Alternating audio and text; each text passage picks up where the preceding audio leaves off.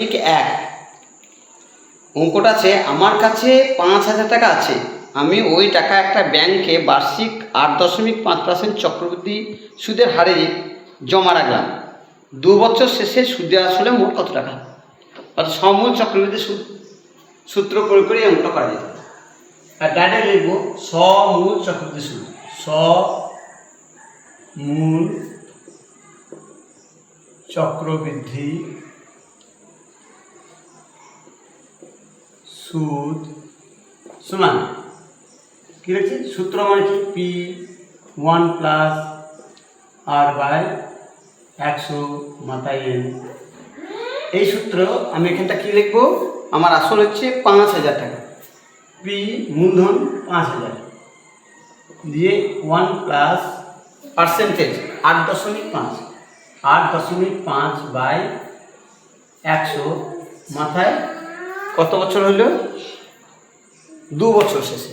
2 বছর শেষে বলে 2 বছরের জন্য দুটি পর্বে সুদ, দুটো পর্ব পিছিয়ে আমি এক বছরে একটা করে 2 বছর দুটি পর্ব, তাই মাথায় এনে জায়গায় 2।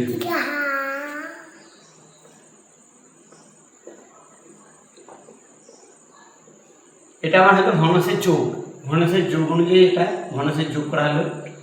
হ্যাঁ,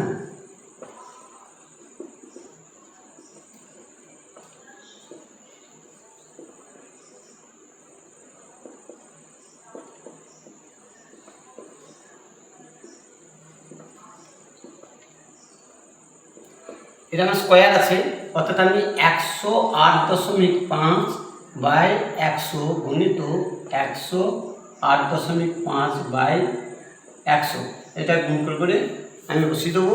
এখানে দুটো শূন্য, এরও দুটো শূন্য কাটলাম, এর একটা শূন্য, এর একটা শূন্য কাটলাম, অর্থাৎ এখানে আমার নিচে 10 থাকলো। এটা টানা গুণ করে বসিয়ে দিলে আমার অঙ্কটা হয়ে যাবে। সমূল চক্রবৃদ্ধি সুদ কোনো কঠিন নয়, যে গুণ করতে পারবে তার কাছে খুবই সহজ, গুণ করতে পারলেই অঙ্ক হয়ে যাবে। 108.5কে 108.5 হাতালে 2, 5 40, 42, 42, 4, 4, এবার 5 একে 5, 5 হাতে 40, 0 হাতালে 4, আর হাতে 64, আর 4 68, 6, 8 একে 8, তারপরে হলো 0 0 0 0, 5 5 8 0 1, 5 2, 8 আছে 12, 2 হাতে 1 1, 5 10 16 17 7 হাতে 1, 16 17 7 হাতে 1। এইটাকে এবার আমি 5 দিয়ে গুণ করবো। 5 আছে, 5 5 25, 5 হাতে 2, 10 করে 2 হাতে 1, 5 7 35 36, 6 হাতে 3, 5 7 35, 4 3 38 হাতে 3, 5 8 5, 2 ঘর পর দশমিক, 2 ঘর পর দশমিক এখানটা বসেছিল, এখানে আমার 2 ঘর দশমিক ছিল, অর্থাৎ কত হলো? 5 8 8 6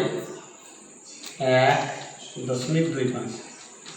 এর নিচে আমার 10 আছে, 10 দিয়ে যদি আমি এটা ভাগ করে দশমিক আর একবার সরে আসবে, অর্থাৎ কত হলো? 5 8 8 6.125, অর্থাৎ এটা অঙ্কটা হলো আমার 5 8 8 6.13 আসন্ন মান। অর্থাৎ এত টাকা।